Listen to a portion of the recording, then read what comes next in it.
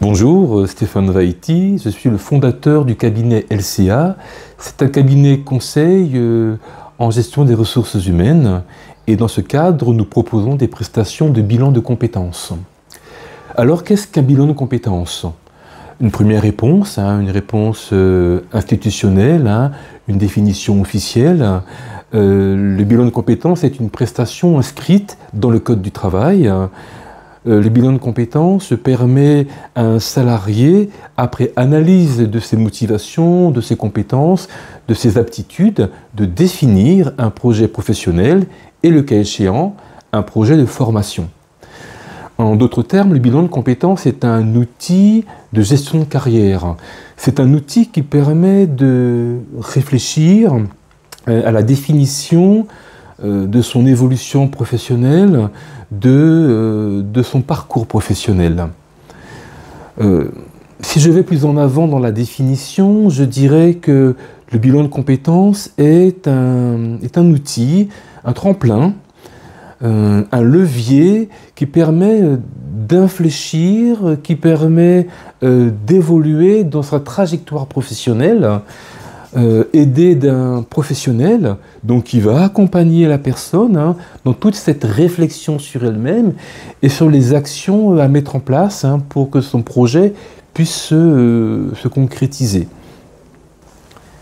C'est un moment privilégié. Imaginons que chaque salarié ait la possibilité pendant 24 heures, 24 heures c'est énorme, donc chaque salarié ait la possibilité et l'opportunité pendant 24 heures de réfléchir sur soi, de réfléchir sur sa vie, de réfléchir sur la gestion de son parcours, sur les ressources qu'il peut mobiliser dans le cadre d'un projet. Finalement, personnellement, je trouve que c'est une prestation sociale remarquable. En fait, il va s'agir de prendre un temps pour se poser, un temps pour déposer ses valises, un temps pour accompagner la personne dans la réflexion sur elle-même et sur ce qu'elle souhaite devenir, et ensemble construire un plan d'action pour qu'elle puisse concrétiser son projet dans une finalité d'épanouissement dans sa vie.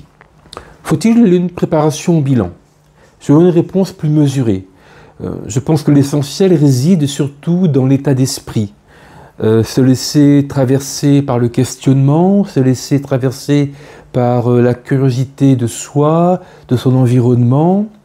En fait, c'est adopter une attitude dynamique, d'ouverture, de curiosité de soi et de ceux qui nous entourent.